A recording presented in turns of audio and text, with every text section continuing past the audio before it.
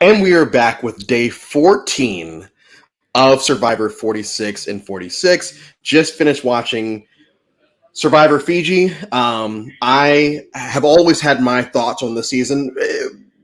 Depending on what we're talking about, I can be very positive and very negative about this season. And so that's why I had to bring on the ultimate Survivor Fiji fan, G-worthy of Silent Podcasts, and Inside Survivor. Gia will talk more about what's going on with Inside Survivor this summer. But Gia, thank you for coming back after 42 and 42. I want to go into this saying, yes, I know that you are the Fiji fan. Like you, I don't think that there's anybody in this community that knows anything about Fiji that doesn't know that Gia loves Fiji. Yes. We're going to get into a lot of the bigger things later, but what is it about this season that has withstood the test of time for you as I can still sit here and say, season? So I think that, like, for me personally, there are, I think, in the grand scheme of Survivor, like from season 1 to season 46, right? Like there is a strong connection to me to a lot of the older seasons because those are the seasons that I grew up with. So while we have a lot of new school players that I love and adore and seasons that I think are incredible, there's something really personal to me about the shows, like the seasons that I have personally grew up on. And Fiji was one of the seasons that really stuck to me because primarily one of the big reasons was that I feel like I related a lot at that time in my life to the final 3 that we got. But also, looking back at it, I kind of feel like Fiji is like a season that got better over the test of time because I think if you're reading it in a lens where we're advocating for diversity and a lot of like the change makers in the Survivor canon, Fiji has a lot of firsts. It's one of the most diverse seasons of the old school era. It's tied with Cook Islands, and that's about it. It's the first season to have the Idol in its current format. It's the first season to have a successful Idol play in that current format.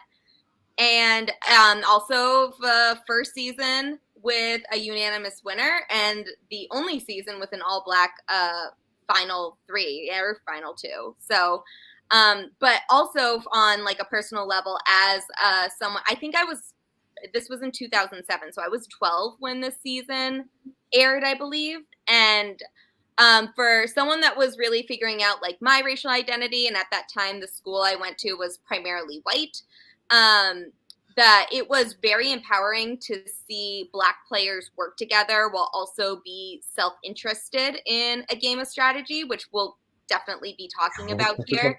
And because I didn't watch Marquesas in the real time, Earl is actually the first Black player I've ever seen win a television show like this. So it's very, very special to me. And there were a couple seasons when I was older, like by older, I mean like late teens, early 20s, that I went back and rewatched after like not watching for like almost a decade, just to see if I still liked the season. Like I remembered that I liked this season when I was young and that I was a really big fan of like Earl and Dreams, Cassandra, Yowman. Like there were players that really stuck with me over the seasons, which I can't say about every season.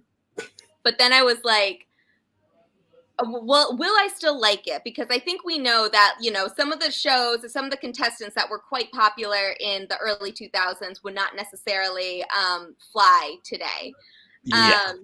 But I rewatched Fiji. I was probably in, I want to say it was either like I was 19, like right on the cusp of my 20s, or in my early 20s, like 21, 22. I rewatched Fiji in full to see if I still liked it, and I just feel like I connect with it even more. As a Black woman, as somebody that had went through some social like difficulties, like social ostracization, similar to the what players like Cassandra and Dreams experience. This is just like a show that really connected with me, and this season in particular connects with me. And I think that, you know, obviously a lot of us are talking about what type of players we'd like to see on Survivor 50 when it comes up. And I think there's an obvious choice for who from this season would come on, but I think there are some other really good candidates that warrant a return, if only to recognize the great accomplishment they made on their season. No, and I absolutely agree with most of what you said. Yes. I will say, and I want to go to this comment actually, because I just talked about Cook Islands last night. I feel like the gameplay is pretty much the same, except for in one season you have the super idol, and in this season you have the regular idol. I didn't see much variation in gameplay this season. In Cook Islands wasn't actually a pagonging. I too took out every single person going, so there was no real dynamic gameplay. And in this season, yeah, it's basically, once Michelle goes home, the three of the four horsemen get picked off, and then we get to a more compelling final six. But I don't think that Cook Islands has their gameplay moments are not, as far as cast, I think that Cook Islands and Fiji both run into the problem of just a very lame pre-merge as far as cast for the most part. There are standouts for both, and we're going to talk about a couple standouts from this season. Yesterday we basically just said, oh yeah, it was Cowboy, and that's basically it. This season, I think one of the things that it has really going for it is the fact that they did have a quit before the show aired, so that they didn't have to do Race Wars Part 2. Yeah. I think that really saved it. But what doesn't save it is the haves versus have-nots. And I want to get your thoughts on that, because I feel like when people do shit on the season, I feel like that is one of the main things they talk about is the twist really screwed with a lot of stuff. We had one tribe who won every single immunity and won every reward challenge -1, both at the pre-swap and swap. And then we had another one where they just get completely decimated, and all their camp life is either them lying because they can't do anything, like lying on the ground because they can't do anything else, or Rocky being a piece of shit. So, what, as the Fiji fan, do you think there is merit to the haves versus have-nots twist? Do you think it could have been done better, or is this the only way that we can actually have this twist? If that makes sense. Yeah, I think that there would be. Let me go through a couple things, because I feel like there was a lot of stuff that was covered in what was just discussed in the comment below. I do disagree about Cook Islands being a better season than Fiji. I think that it's got a better reputation than Fiji. But I also think that honestly, I think the racial division twist is worse. Give us a worse outcome than what they were hoping to achieve there. Because as Survivor players, we think about a lot of the times, especially in the earlier seasons, you have a strong there's good reason to want to stick with your original tribe.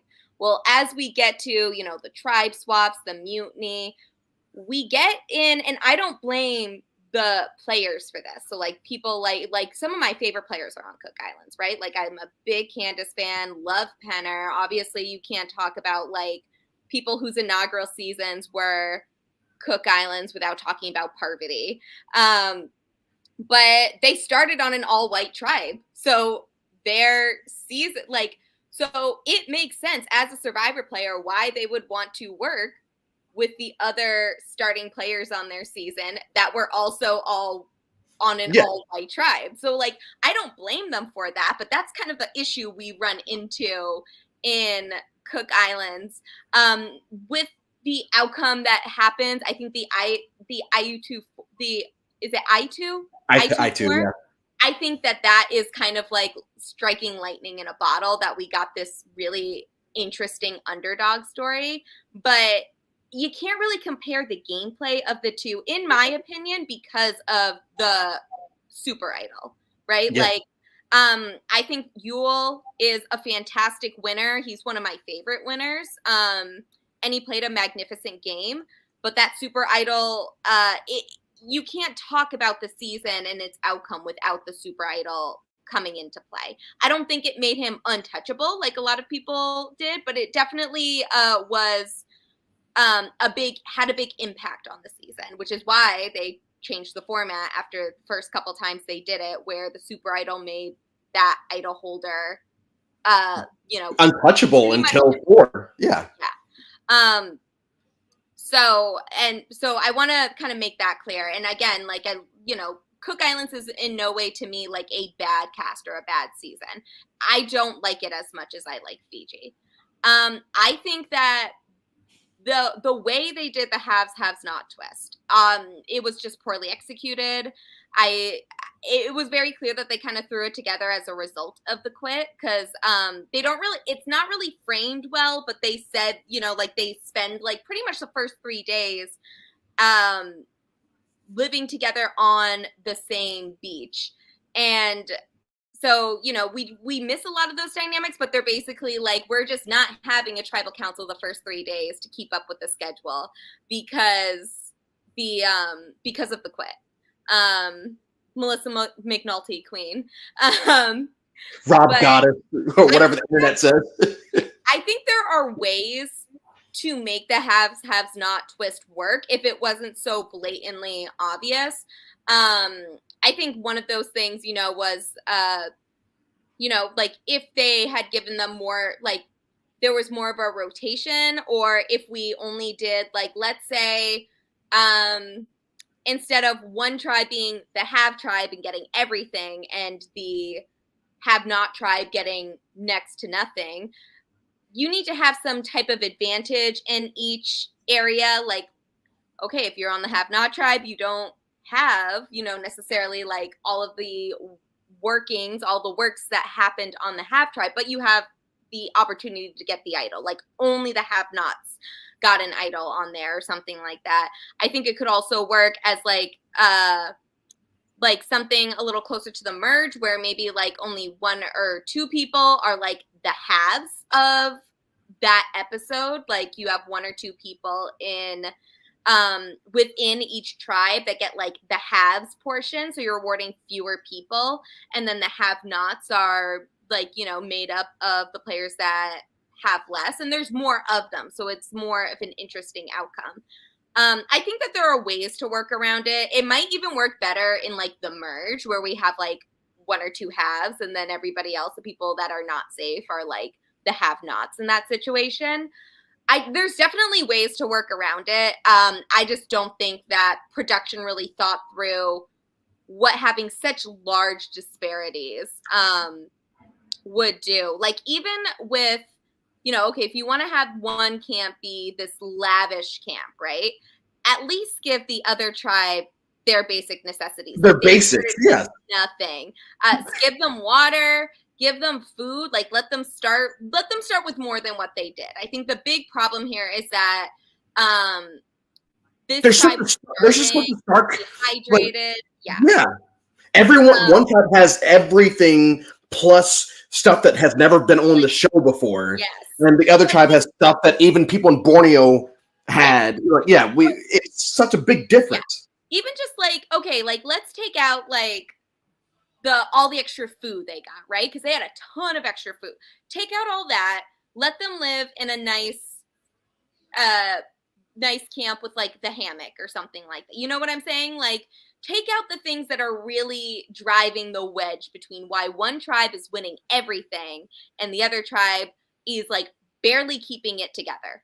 Mm-hmm. So I think that would be a huge difference in the game. I think there are several ways, and I mean, like we could spend an hour just talking about how they could have done this better. This twist, I don't think it's like the worst twist we have ever gotten on Survivor history, and I also don't think that it's like this.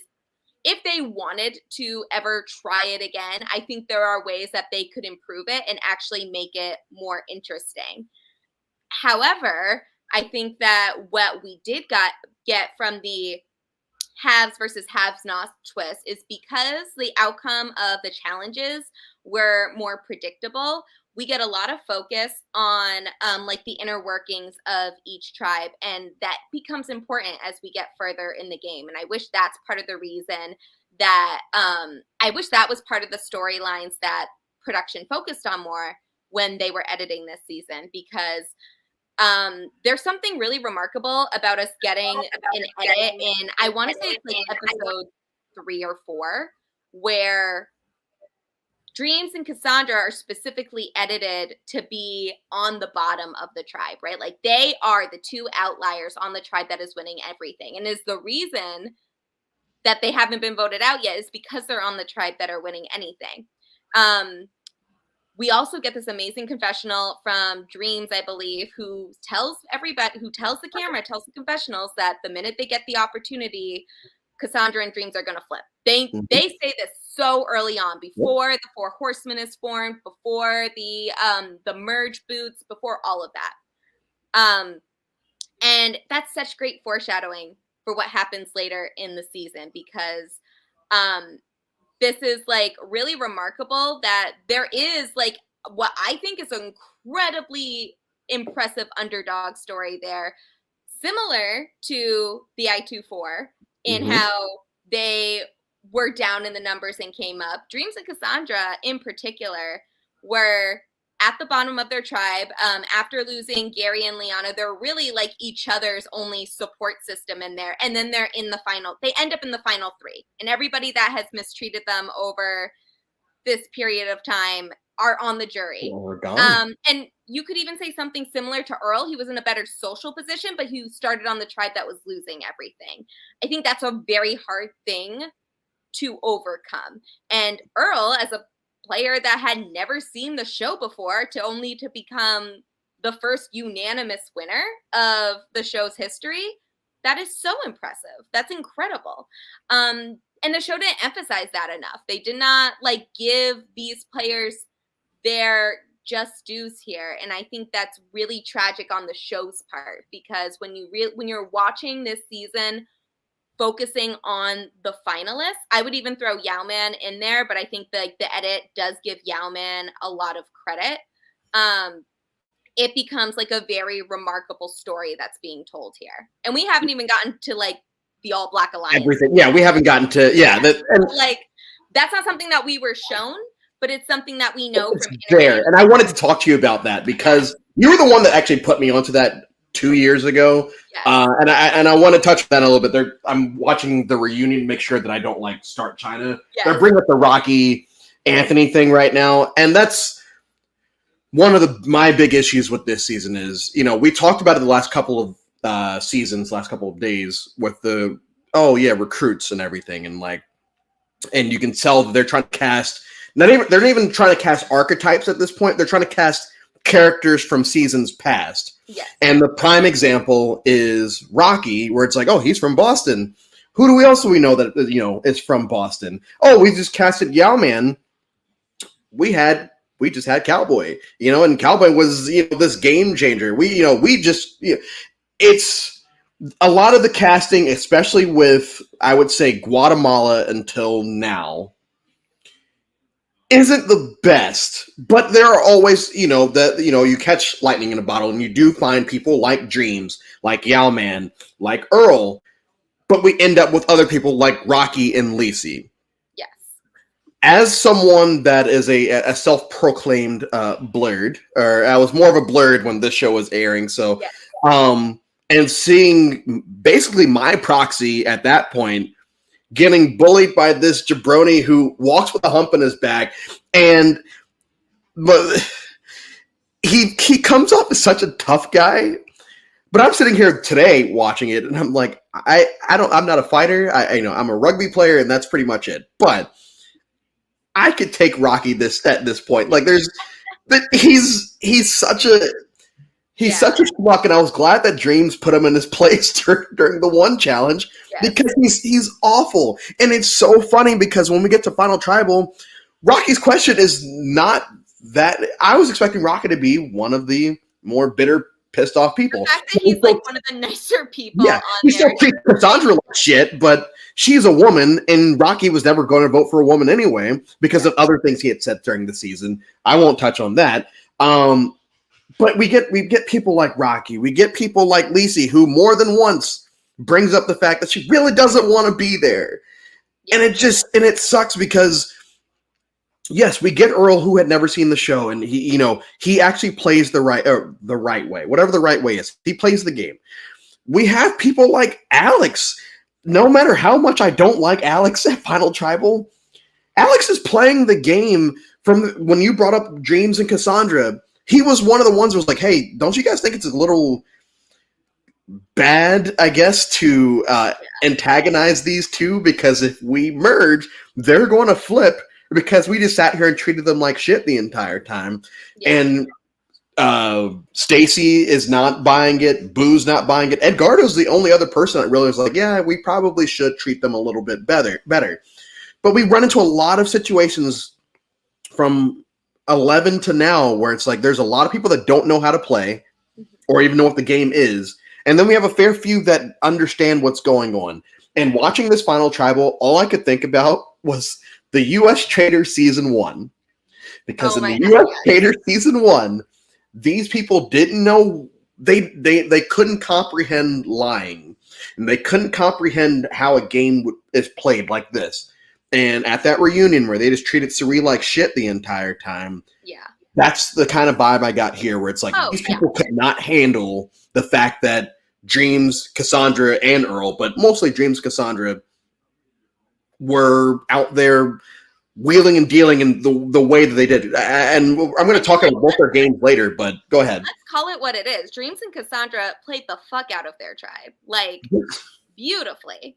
They definitely benefited from the fact that their tribe was the one that was winning. Obviously, they only had so many rounds before they would have gotten voted off had they been on the losing tribe.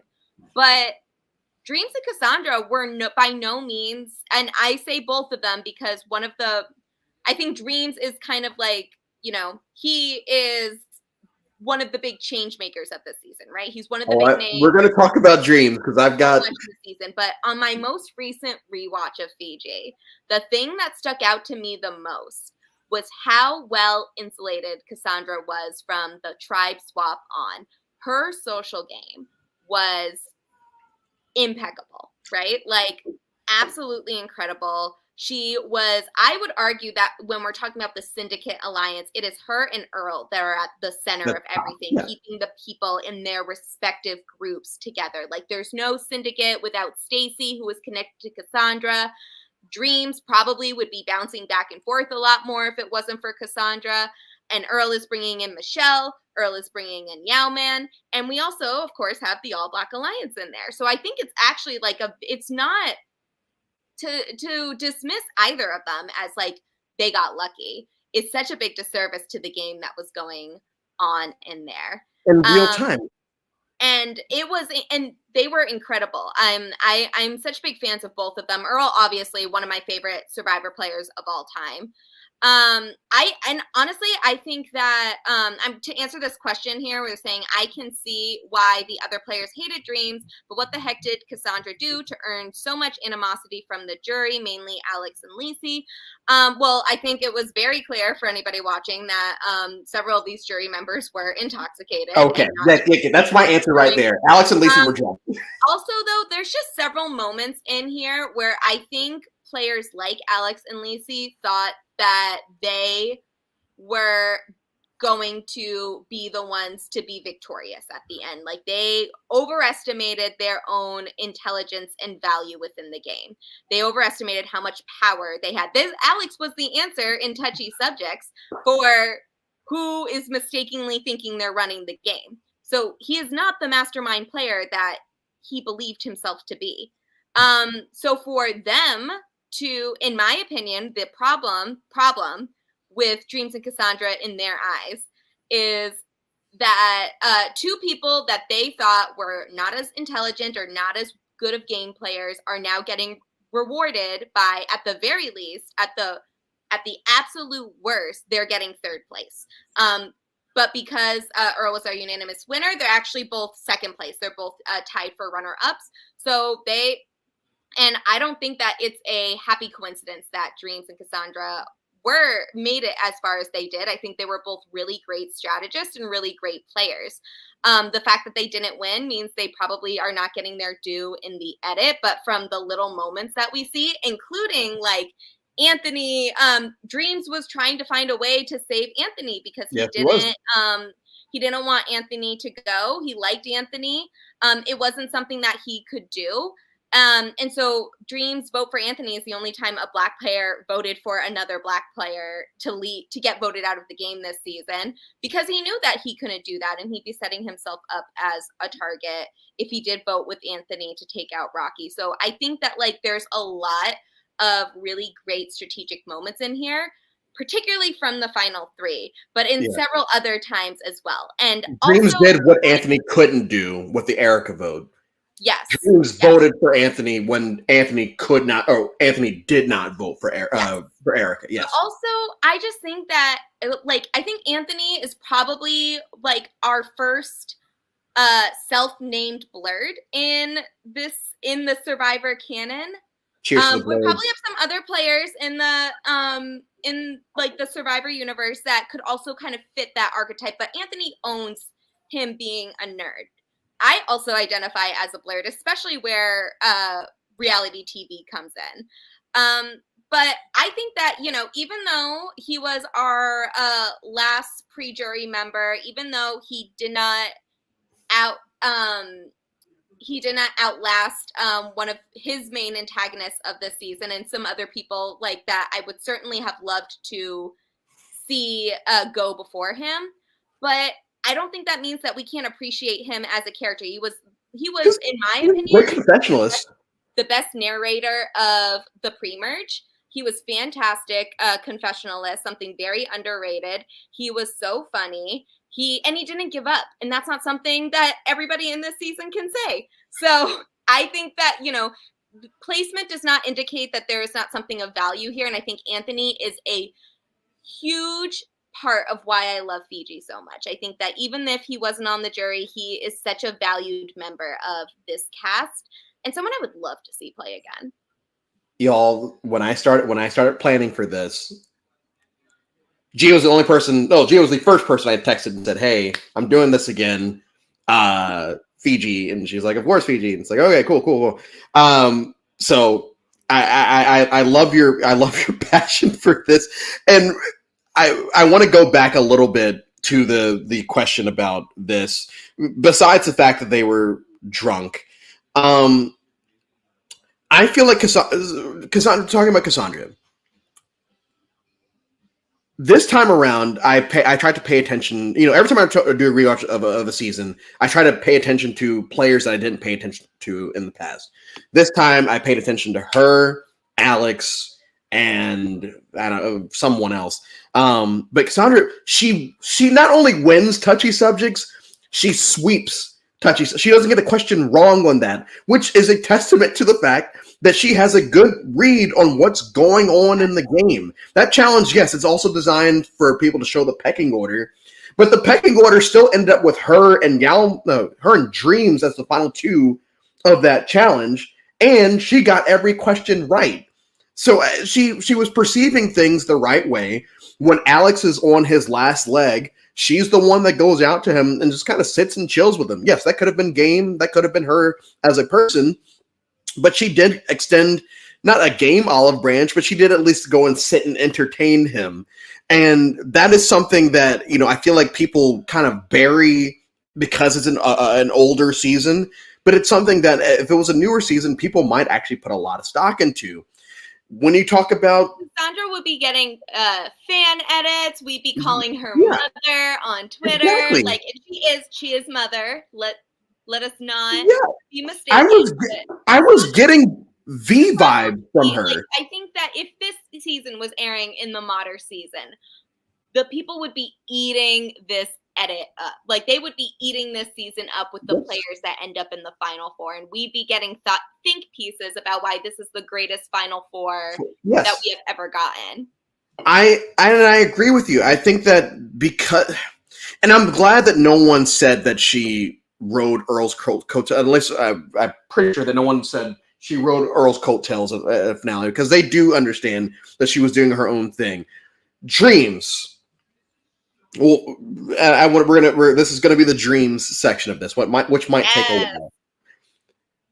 I tweeted out earlier. Yeah, Dreams is this very chaotic play. Like a lot of the stuff that Dreams does this season, he probably shouldn't do. Like, I'm talking about strategy wise. He probably shouldn't do, but he always ends up on the better side of it, and then he kind of just goes from there. And every time, like especially watching this time, the player that I kept thinking about, where it's like, oh yeah, a chaotic player that can always, find their footing after making a mistake or not making a mistake, is Tony 1.0. Because Tony and Kagayan was doing a lot of shit that like was overly chaotic for no reason. And somehow he was able to manage to get through that game without going home. And Dreams this season, he's doing a lot of shit where it's just like, what the hell are you doing? Like, why are you, why are you voting out Michelle here? And, he would give, even when he would give me his reasoning behind it, it's like, I guess it kind of makes sense, but cool. I do feel like, going back to Cassandra, I do believe that Dreams probably would have tried to save Alex at the Alex vote if Cassandra hadn't gotten him on her side and said, hey, we're not doing this. Dreams is such a compelling character. We're going to touch on the truck deal at some point during this, but before the truck deal, I feel like Dreams was playing a very chaotic, strategic game that has kind of just been buried through history because of the truck deal. Everyone buckle in. What are your thoughts on Dreams pre-truck deal? We'll get to the truck deal in a second. Yeah. The truck pre-truck deal, thoughts on Dreams? Yes. Dreams is, again, Earl favorite player from this season, right? Like, he's the winner. He's a great confessionalist as well. One of my favorite winners of all time. Actually, only tied with Sandra, right? Like, only tied with Sandra. Is he like not like my confirmed favorite winner? All right, because like I can't in good conscience put anyone above Sandra, so they are both like tied for me for my favorite winners. But Dreams is one of my favorite Survivor characters of all time. And I think one of the things that I love so much about him is that he is very intelligent. He is very street smart, but it doesn't always come across in a way that makes people think that there's like a method to his madness. And I think you can say the very same thing about Tony 1.0. So I definitely see the comparisons between the two. But even like you brought up the Michelle Yee vote. Dreams has gone on record to say that vote was, they made it seem like he made that decision right there at that tribal council to vote out Michelle Yee, and why, even though I hated seeing her go at this moment, even though I was so sad to see her get voted out here, it actually makes a lot of sense for Dreams to have made that vote because he wanted to be more integrated to the syndicate and a more essential member. And yes, he did have the All Black Alliance going for him, but with Michelle gone, his place in that alliance is more solidified. And I think that's a very, very smart, very risky move. But it came at the perfect time because they can't do anything about the fact that he voted out Michelle there because, like, they need him. Both sides need him. Mm-hmm. And that's the beauty of what he did. That's not something that every player can do and get away with. But I think he has, like, this incredible backstory. He's somebody that I think, like, his upbringing really struck a chord with me, especially as we're talking about kind of, like, what later turns into the social disparities between Dreams and by proxy Cassandra with the rest of their Halves tribe, is that he was with a lot of players that I'm kind of paraphrasing what he was saying, but they did not know what it was like to struggle. Like, his upbringing was very different from the rest of his tribe. And even like him living at the camp, even before the him being on the Halves tribe, he was fine with the conditions that they were brought with because like he's lived in worse situations. And I think that that's like a very understated part of his character and something to like really highlight because we don't get a lot of characters like that anymore. We get a little more of them in the new era, but someone that's really candid about like their like their upbringing, their like how they grew up and some of the struggles that they went through that I think made him a more well-rounded and more effective like cutthroat player when he needed to be. But I think also like how he presents himself, like I'm thinking of like his more comedic moments, like saying, not knowing how to say soliloquy or he knows what he's saying, but it doesn't always come across as like, oh, this is somebody that we need to watch out for in this game. But he was on the right side of the boat. Yeah. And you can't really tell me that there are any you can't point to like a major moment in Fiji that Dreams was not a part of in some way. Like yes. The Edgardo blindside, him going with Dreams all going back and forth, the car deal, Yao-Man trying to Yao-Man saving himself by playing the idol, like all of the big moments in there, a lot of the big blindsides in this season are in some way contributed to Dream's actions, whether in a minor way or a major way. No, I outside of Earl and Yao-Man, Dreams is the biggest character on this season, and I would say outside of Earl, Dreams is the best confessionalist of the entire season because, and I talked about this yesterday, and I also talked about it in Marquesas. Sean is the narrator of Marquesas in my head, and he in Cook Islands until Nate goes, Nate is the best confessionalist in that season. Dreams, because the three of them come off so genuine. Like it doesn't seem like they're trying to play a character for the camera. They're just trying to play themselves for the camera. This is who I am. I'm going to say these things and I'm going to, not say the right words or whatever, but it doesn't matter because I'm just trying to talk as my genuine self. And I don't feel like that was the case with a lot of people here, specifically Lacey, where it's like a lot of her confessionals, I'll just roll my eyes at it. It's like, okay, she's very much trying to appeal to the camera.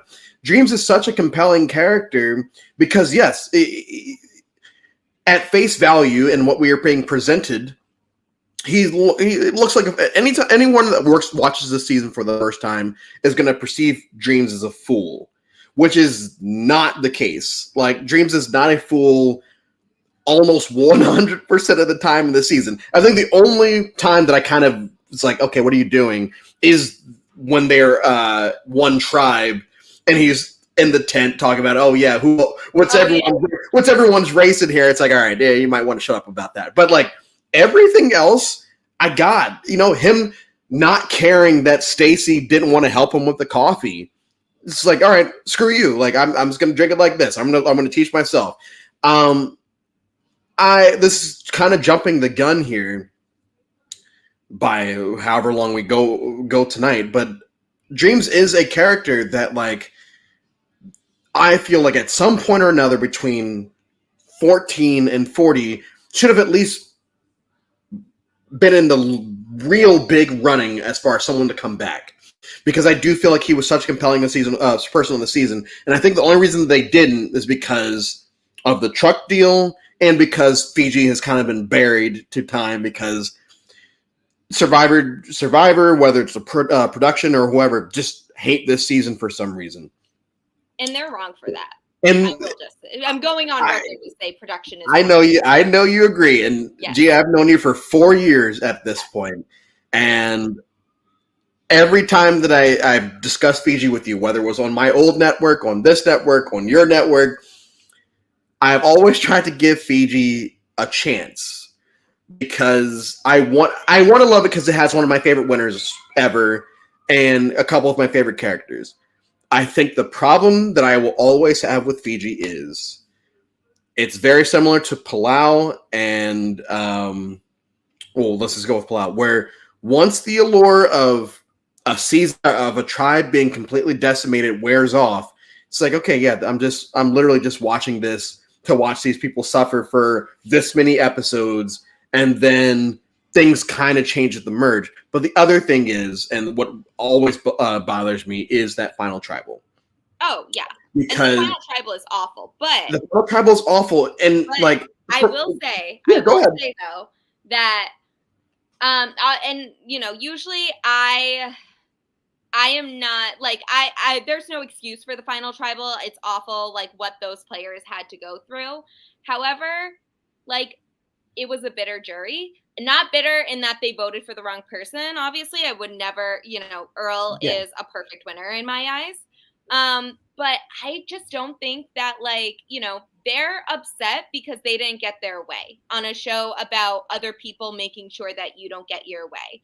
And I think the fact that we have these such great underdogs in Fiji, Fiji is a success story to me. And like it is a underdog story about how these people that came from really tough circumstances in the game were able to outwit, outlast, outplay all of their competition, many of which were treating them like worse Yeah.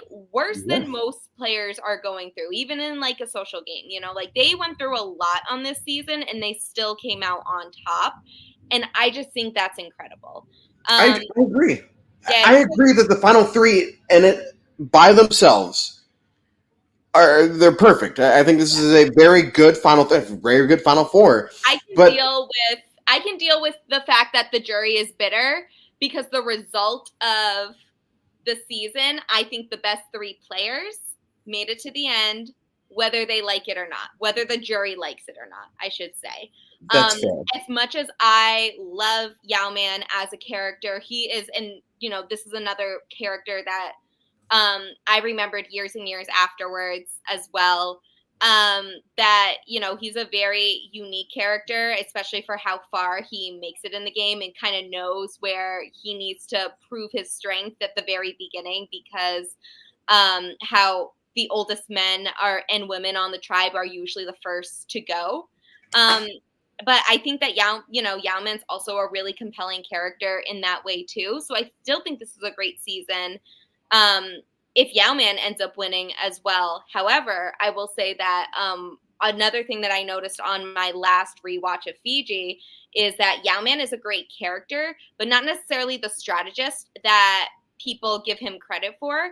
One of the things that I really noticed, particularly when he was on Ravu and Ravu was losing everything, was that we heard a lot from like Mookie, we heard a lot from Rocky, we heard a lot from Earl about the like potential options for who was going to go home. We rarely heard from Yao Man about like what his thoughts were on the strategy purpose. He made up for it in other ways, like proving his value to the tribe, finding idols, and really playing and like being able to be really perceptive about like playing the idol when he needed to play it. But but like I think that there are ways that Yao Man himself would even have admitted that he got outplayed in certain ways, and that's not to say that he's a bad character. No. He just that's why he didn't win. Yeah, I think that Yao Man is my favorite Yao Man moment today watching was when Mookie and Alex are like, man, we're going to get him. We're going to call him out on it. And he's just like, no, it's fine. You guys can know. It's not a it's not a big deal. And they're just standing there like, well, I guess we'll just go fuck ourselves then. And then they're mad at Alex and Mookie for blackmailing Yao Man. Yeah, they don't even care that Yao Man has the idol. It's just like, nope. I can't believe they would pick on poor Yao Man like that. But like the way that scene is shot, Yao Man's just like, it's fine. It's whatever. And I think he's. I don't want to use adorable because it comes off as like infantile, condescending, but like he is such a fun character this season like to the point. It's like a sitcom like level timing on there, these players think that have just gotten the rug ripped from underneath them. They like this is their last play. They're able to rip they're at the bottom now. They're not used to being at the bottom. They're going to do this devious move about telling people that Yao Man has the idol. And it just does not work for them. If anything, it makes them so much more like disliked than they already were with some of these people. So Oh my god, I'm glad you brought it up because it's also like a very underrated but very funny moment. It's such a funny moment. I actually lost it. It was similar to losing it in a different way when I saw Penner with his wife yesterday in Cook Islands. I lost it just laughing my ass off today, where it's just like, Yao Man just does not care that you two people just sat there, and like the way the scene is shot is they're sitting there talking about it. Cassandra and Stacy are listening to it. They said, "Oh shit, we got caught. Let's run back to tell Yao Man before they do." And then it cuts to commercial. I have Paramount Plus without commercial, so it like cuts and then it cuts again, and they're running, and it's like, "We're gonna get him. We're gonna get him." It's like, nah, I don't care. I really I really don't. And I understand, and once again, we're going to touch about this at the end of this. I understand why Yao Man was brought back. Obviously. Oh, yeah. Truck deal. Now we know what actually happened, but we're gonna touch on what happened in the edit, and then I'll let you talk about what happened in real time. Yes. So in the edit, everyone has seen the season. We all know what happens. And this is another reason that I say that Dreams played if Dreams had done this and played even 10 years later, it would have been looked at as a masterful move because he would have played poor Yao Man. But it's not portrayed that way. And I think for the longest time for me, I never hated Dream for it because, why? I always felt bad for him watching that Final Four tribal, at least from the edit, watching him cry and, being so torn about making decision, not making decision, and then immediately afterwards, it's like, oh yeah, I was never going. I understood that, but the truck deal, I feel like people are starting to come around to the fact that it was the right move to make in that situation. Why do you think that there are still some folks that still say it's one of the most diabolical moves that's ever existed, when they still praise people like Tony and fucking Russ for some reason? I thought we were done with that. But they still praise Tony and all these other people for doing, moves that, or telling lies that, a person in real life would never tell. Why do you think that Dreams has been continuing to be demonized for as long as he has? Besides the real reason. We know the real reason. Was demonized. And I think it does not help. If this car deal was made with Alex, right? I think that the emotional reaction for a lot of people is not as strong. But by and far, Yao Man is the most loved character of the season at the time this was airing. And I don't think that's an unearned position. I think Yao Man was a very, very fun character. And I agree with you. Totally makes sense why he was brought back for Micronesia. But also I think it's because it's Dreams, who was known for making very chaotic moves and making a lot of the future jury members angry already. And then it being Yao Man. But that is kind of, if we want to call it, the victim or the person that was on the bad end of this deal. However, I think even if you don't know all the lore outside of everything that happened, I think the episode itself actually explains really well what ends up happening here, because we get to the reward, right? And the side of it's Boo, Stacy, and Yao Man win the reward, and Yao Man is the winner within the winning group because of the truck. And we all know that Dreams needs a car. However, once we get to everyone's going to their separate locations after the reward challenge. So Yao Man is on Exile Island, and Dreams is with the reward people. And Earl and Cassandra are back at camp. Yao Man admits that the reason this truck deal was made was because he wants to make sure that Dreams is out at Final Four. He says this already. And yes, it feels good to give to somebody that needs a car, right? And he says that. It's not just because it's a good game move, but that's the primary reason, is because it's a game move. And he knows that if the Final Four works out the way that it does, Earl and Cassandra are lost to be in Final 3 if this is the Final Four, right? Like there's no question about that. Yeah. But Yao-Man is not confident in the fact that Yao-Man will be going to the Final 3 with them over Dreams. And he's very, very aware of that. And he's smart for that. So this, to him, is a way to ensure that if he does not win immunity at a Final Four, there is still a chance for him to make it through the Final Four. And they don't even know that it's a Final 3 at this point, right? Like that it's a Final 3 as opposed to Final 2. Yeah. They didn't see the outcome of Cook Islands yet. And Yao-Man admits this. He admits this full and well in the confessionals, like with nobody else there. And I think that this is a smart move on Yao-Man's part. I'm not saying that Yao-Man is some evil man for trying this. No. But Dreams also puts the pieces together while he's on the reward that, yes, this was a very nice thing for Yao-Man to do. However, he's not just doing this out of the goodness of his heart. There's a reason that he's doing this. And the reason is if the Final 3 is Final 4 is Earl, Cassandra, Dreams, and Yao-Man is immune, Dreams is probably the one getting voted out.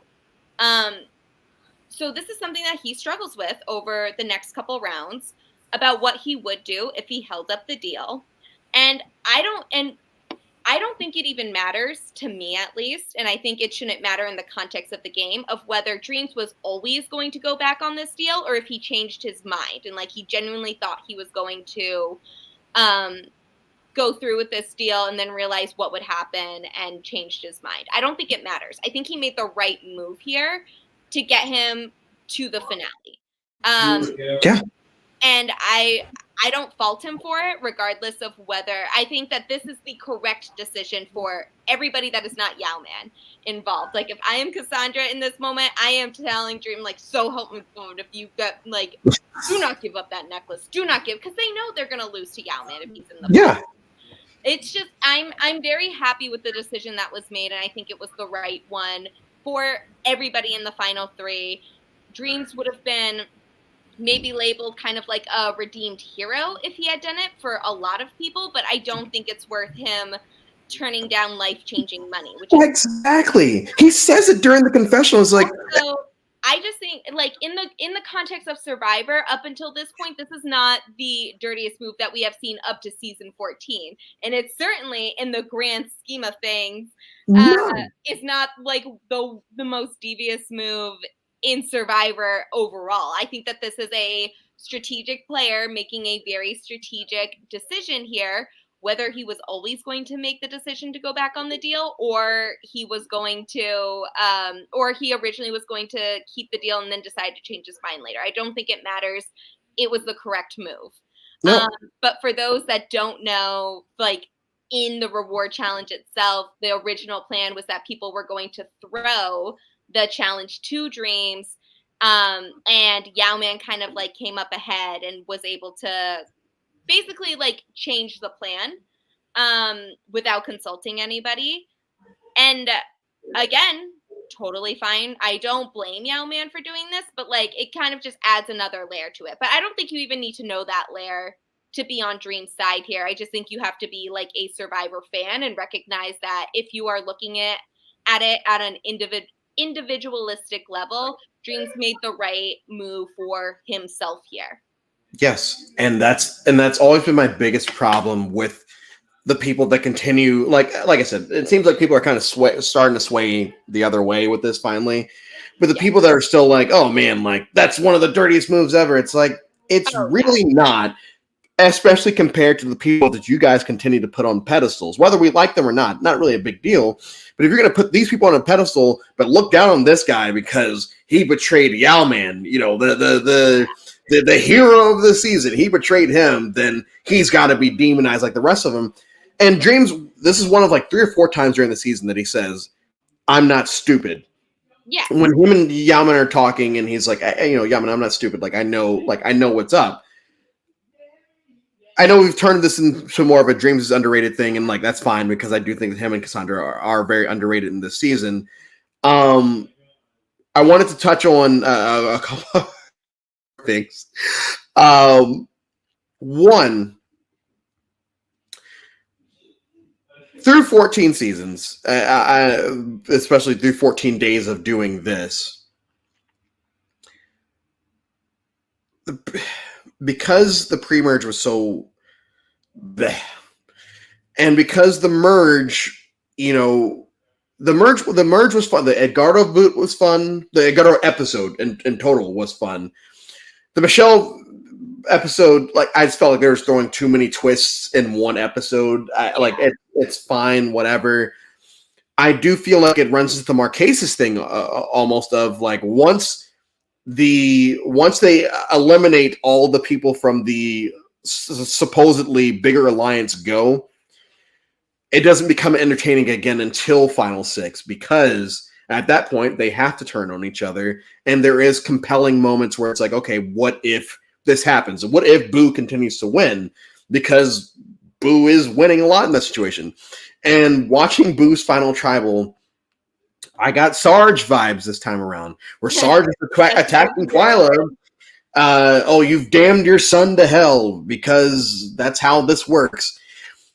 And Boo saying that Dreams is a horrible Christian when, like, once again, he's one of the first finalists that is sitting there saying, hey, we're all doing this. We're all lying. Yeah. We're all deceiving. It's all a part of the game. Earl actually, in my opinion, drops the ball at Final Tribal because he says, I played this game with honor and integrity. I'm like, dude, that's like 4 seasons in the past, man. Like, why are you saying this? This is not it. I don't blame. So I think that, like, and for a Fiji podcast, we love Earl. We have not touched on how well of a game Earl is playing at this time, especially for somebody that, again, has never seen the show.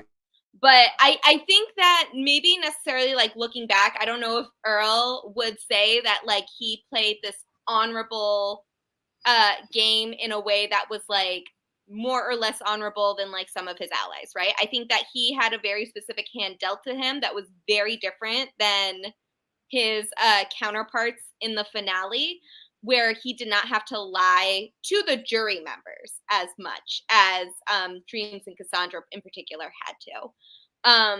But I also think that he did a lot of really good social capital in there, and he also kind of knows the players that are in the jury and compare if their choices are between voting for the person that is the reason you're in the jury, or this nice guy that's saying, I played the honorable way and, like, different than these finalists. And I think the answer is more like for the jury than actually kind of like a summary of his game. The actual game. Yeah. And I do agree with that, because so this one of the only things at Final Tribal that I think happened in real time is when Edgardo asks him, did you know about, like, or how did you find out about the idol or whatever? And there's like a long pause before he says, Dreams told me. And it's like, I feel like that it was actually how it happened in real time, because I do feel like he was actually fighting with himself on, if I'm going to throw this person under the bus right here. Yeah. Because thankfully, no one really goes in there saying, hey, I want you to motherfuck these other 2 people. No one throws out that question, at least from what we see. So I think that's the one moment where someone really has to throw someone under the bus. And I do feel like Earl in that situation says, you know what? I don't think it's the worst thing for me to say, yeah, Dreams told me this. And what's funny is Mookie goes right afterwards and says, hey, Dreams, did you tell anyone about the idol? He's like, yeah. Of course I did. Did you not just see what just happened? What a waste of and Mookie is kind of the least offensive to me of the 4 horsemen that are not Dreams. The non-Dreams 4 horsemen. Yeah. I'm really not a big fan of Alex or Edgardo in any capacity. However, what a waste of a jury question. I'm sorry. Like, obviously that's what happened, because how else would they have found out about the idol? Like, and he asked, I was like, oh, well, so you're admitting that you lied? And he's like, yeah. Yes. Did you not see anything that happened and again, thinking about that, about like everything that led up to the Edgardo blindside, this probably wouldn't have gotten such a negative reaction from Dreams if you told about him about the idol when you found it. Yeah. Maybe the same result would have happened, but again, Dreams is not stupid and knows Not that stupid. everybody else in this Four Horsemen alliance knew about the idol except for him. Yes. Um, Dreams knows and how I to read think the that room. even if Mookie had pulled him to the side and said separately that, like, I found the idol, the other guys know, they don't think that, you know, like, they think you don't know, but like, you're the person I want to go to the finals with, you know, like, it doesn't have to be true, but there are so many things that, like, that alliance in particular could have done to maintain their numbers better, or at least be a more attractive option to Dreams, who had a lot more options than them into the merge. Yeah. As we start to get to the end of this, I do want to touch on, and the floor is yours. There is this hidden all black alliance that is not shown and this time around, I did try to like pick up on moments where it's apparent that this is probably going on. And what I end up realizing is it's also going on with all the other races. But specifically with this one, with Anthony trying his best not to get the vote on Erica to the point where he doesn't even vote for Erica. Dreams not wanting Anthony to go, but has to go with the numbers. Why do you think this alliance was not shown for what it was on the show? I mean, just look, it's okay. There's a real answer and then there's a more specific answer, right? The real answer is it was successful because it was a successful alliance. We lost 2 of their members in the pre-merge, very tragically, but the 3 members that made it to the merge became the final 3. And I actually think this is a super compelling alliance for many reasons, not just because it's really the first all black alliance of its kind that I heard of in reality TV history, at least with like this number of people. We've had examples of black players working together, you know, or like bonding with each other over Sean V. Sean V is a prime Sean and example. Bisepia, Ramona and Jervis, like connecting at least on being like on the same tribe together and being the only 2 black players on their tribe. And I think they're both from Philly too, so they just had a lot in common. But it doesn't like, but this alliance is very successful and was run very well. And even when we had the moments where they showed being more self-interested, like Dreams voting for Anthony because he knew they didn't have the numbers, or Cassandra and Dreams trying to vote out Yowman behind Earl's back, or Earl making sure that he set up the best leading into the finale. You know, like, this is such a compelling alliance because they stuck together while still showing moments of like, I want to make sure I am the best situated. I am working within my interests here. Even like, there was never talk about them voting each other out. Like, there was no discussion during that final 6 vote from between Dreams and Cassandra of like, what if we just got rid of Earl because he wasn't suspected? They never consider that, but they do consider voting out Yowman and just making sure that Earl does not know that they are planning this. So I think that this is like a really interesting alliance where they're still acting in their interest, but while still sticking together and becoming the final 3. I also think, though, that if this was an unsuccessful alliance, they would be using it as an example. They would be showing it more. It was like, see what happens when you try to get ahead, when you're trying to do X, Y. Like, I think that this looks very different if it wasn't successful. It was successful, though. And I think we can see, and this is where it gets a little more complicated, when we had the cookout in Big Brother, that they are forced to show that story because they are the dominant alliance of the season. You can't tell the story of Big Brother Can't hide it, yeah. without highlighting the cookout, not just of not just because of live feeds, but because they are running everything, even when they are not in power in that week. And I think that like the reaction would have been so negative at the time. I think people are a little more willing to hear it now. We still would get accusations of like reverse racism. Even uh, Isaiah uh, Isaiah Goins actually did tweet something about how all of our Black winners in reality TV have worked in some proximity to Black Other players, Black players. whether they were in the finale together or not. And it got a lot of people saying, well, that's not true, but it kind of is. And there's a reason for that. And there are specific examples with a lot of these winners. And I don't, and I think some people are not willing to have that conversation yet.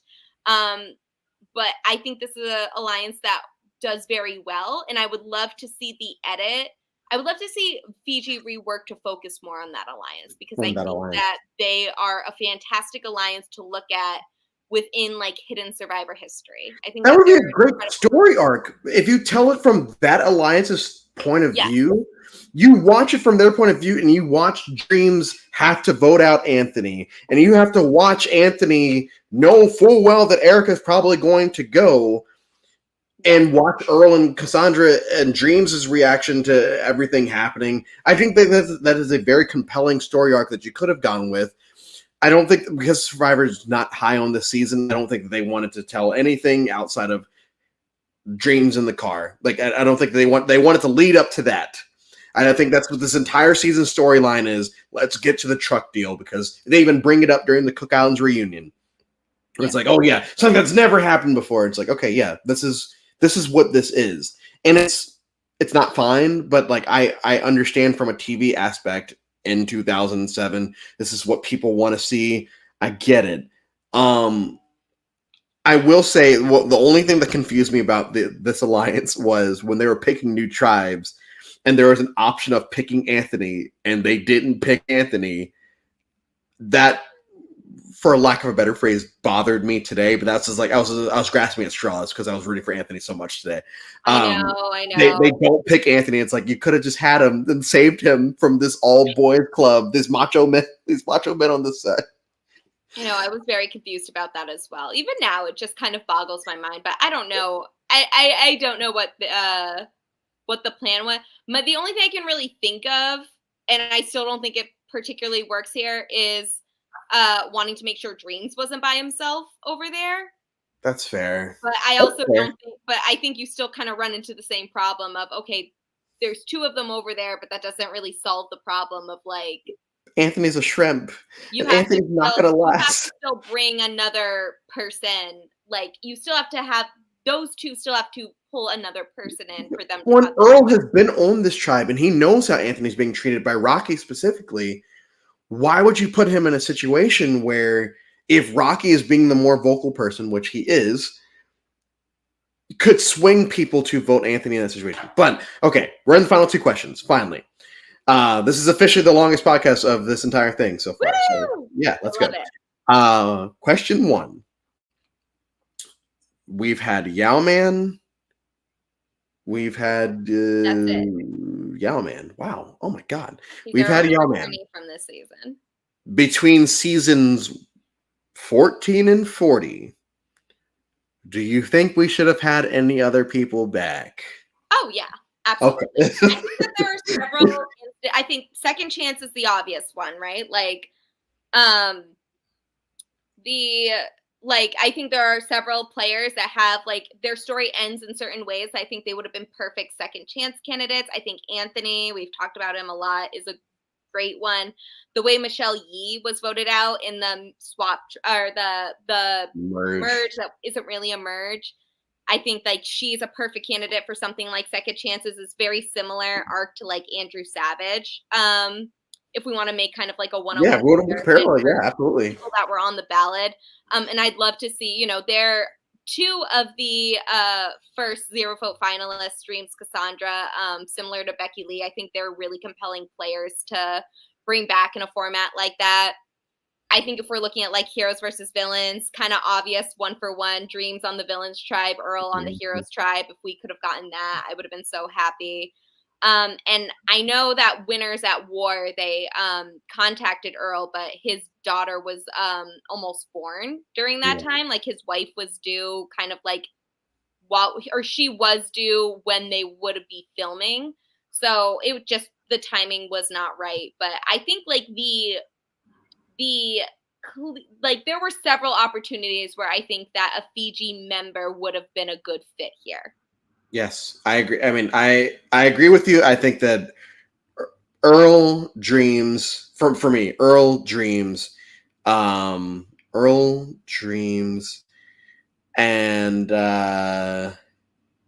no, really just Earl and Dreams for me. For me personally, I think that Earl Michelle, if you want to do second chances, I'd be fine with that.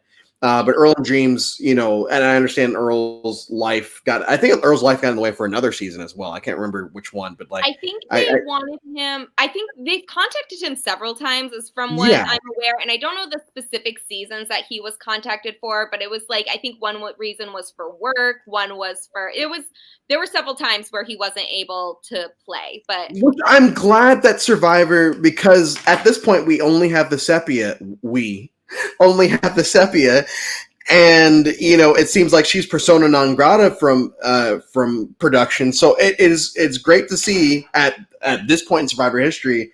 Hey, we won't say it's a black thing because we want Earl back multiple times. And the big question is, and you kind of alluded to this earlier, and I want you to. I know this is hard for you as the ultimate Fiji fan.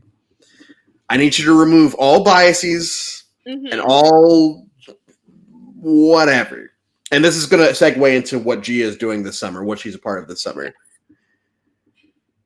If you had to pick one or two people from this season to be on Survivor 50, knowing age and all of that, who would you pick and why?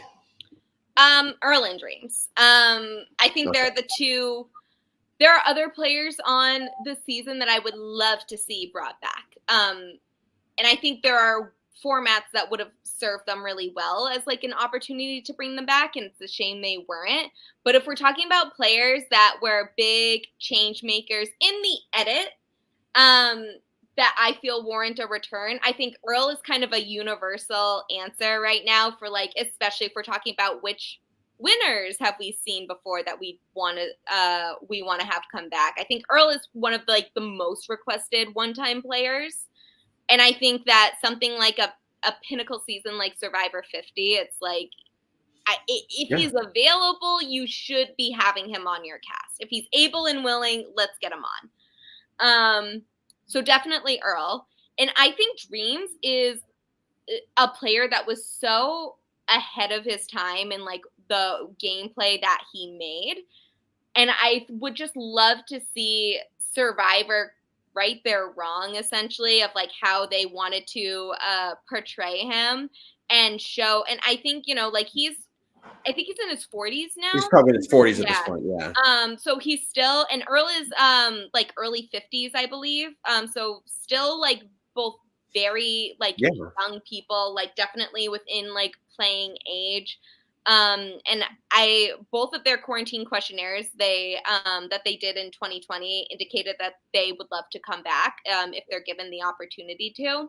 So I would love to see both of them back, and I think that they're both players that could adapt very well to a new school environment. Yeah, if I had to rank them in terms of, because I agree with you, I think Earl and Dreams, I would do Dreams, Earl, and that's a very close, because I think that Dreams is the better character in the season. I think that Earl's the better player in the season overall. I would love to see one or probably not both, but one of them back on 50. I don't think that anyone from pre-33 is going to be on 50, but I do think, and this is my thing, I do think that they do bring back anybody pre-season 33. It is Earl Cole. Yes. Like, I don't think Sean Rector is one person I think that might, because he has such a large following online. But I think that Earl Cole, because they have tried to get him back so many times, but two, because he is the first, he sweeps the jury. And I won't say perfect game because, whatever. Well, he's the first unanimous winner, too. Yes. Well, that's what I'm saying. Like, the first sweep of the final, not the first perfect game because of a rogue vote. We didn't touch on that, but, like, it happened, whatever. I think that Earl Cole would be that person. Overall, please don't hate me. I'm going to give Survivor Fiji about a 3.25. Only because the pre-merge is dull and the final tribal, once again, this happened in 42 and 42, where it's like final 6 until finale. It's fun. I enjoy it. And then that final tribal just totally just takes me out because these people are so overly pissed off that I can't, like, I'm upset as a spectator. It's like, why are you guys treating these two people specifically, Lacey not asking Dreams how many zeros are in a million. It's like, what the hell are you talking about? Like, you tried to quit 3 times. Yeah, 3.25 or 3.50, either way. So Gia, what's going on with you this summer? Where can and all that jazz? Oh my God. So much stuff. So you can follow me on Twitter, Instagram, and TikTok at Classically Gia for all of my reality TV shenanigans. I have closed out on recapping Survivor 46 on my podcast on Silent Podcast called I Don't Know About That. We're also closing out. We're in the end game of Top Chef Wisconsin, so we only have, I think, like 3 more episodes to discuss before that season is done. So just if you're a Top Chef fan, definitely keep an eye out for that. But the main thing I want to talk about, which is the thing that I will be working on throughout this summer, is we will be working on Inside Survivor, where I'm a contributor. We are doing a 50 for 50, which is 50 articles that written about 50 different Survivor players in history. The only rule that we had, I believe, was just that they couldn't have played 2 times or more. I think that they could have played more than 2 times already. That's what we ended up going with. And so me and 4 other writers each drafted 10 players from Survivor history. It could be any period. It could be any, any players. They did not have to meet any other specific criteria. They could be winners. They could be first boots if we really wanted to. None of mine are first boots, but there are 10 players that I will be writing about that I do want to see play again and basically make a case for why I think they would be good candidates for Survivor 50. And we have 4 other talented writers that are writing about their picks. I know the whole list. I have seen it. I am very excited about my 10 players that I am writing about, but I'm also incredibly excited for all 50 players to be released. I can't wait to show them. So keep an eye out on Inside Survivor for the start of the release of those articles, because I think it will be a very exciting list that is coming forward. And I think there'll be some, players that make sense, that players that we're all like, yes, we need to have this player back, players that we've been advocating for a return for a really long time, but there are also some very nice surprises in there. And I think that's also going to be a very fun list in there. Mini spoilers. Anyone from Fiji? You don't. It's just a yes or no. Yes. Okay. I told you a little more specifically, but yes. Yeah. Before we went live, I don't want to. Yeah. To the viewers to wait until the articles are released, but yes, there will be at least one Fiji player mentioned. All right, perfect. So, Gia, thank you so much. Like I said, you were the first person I reached out to when this got planned. I knew that we could probably go at least an hour on Fiji, and we went at least 18 minutes more. Thank you so much. Hopefully, we will have Gia back for day 46 of this during the live stream. Make sure to follow. I will tag all of her stuffs on the post. Thank you to everyone in the chat as always. And we will be back tomorrow with Survivor China, which I feel like is going to drop down my list considerably. Maybe we'll see. And until then, we'll see you on the other side.